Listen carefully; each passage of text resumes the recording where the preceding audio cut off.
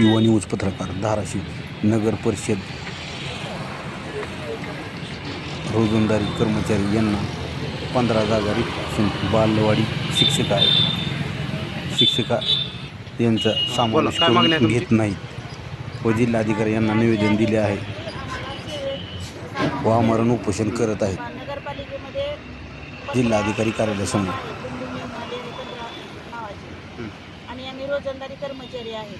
तरी पण नगरपालिका शासनाची दिशाभूल करून प्रत्येक वेळेला आमची खोटी माहिती देते वरील आणि त्यामुळे आमच्यावर हा झालेला अन्याय आहे तो शासनाने याचा विचार करावा आणि आम्हाला सेवेत सामावून घ्यावं अशी मागणी आहे. कधीपासून करतात नगरपालिका? आम्ही 88 पासूनचे आहे सर आमच्या बायका. 88 पासून का? 88. हां बरं. तरी पण आम्हाला सेवे सामावून घेतले नाही. आमच्या नंतरचे बाकीचे सगळे कर्मचारी परमनंट झाले. हां बालवाडी सेविका पण झाले. बालवाडी शिक्षिकेला त्यांनी फेटाळले. काही कारण नसताना आमच्यावर अन्याय करतात.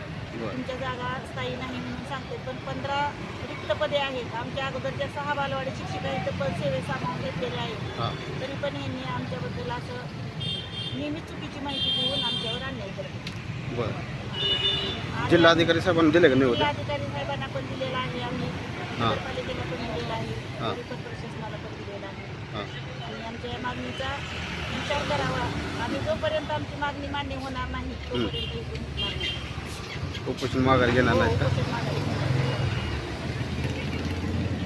जिल्हाधिकारी साहेबांना निवेदन दिल्यानंतर काय बोलले? आश्वासन दिले का नाही?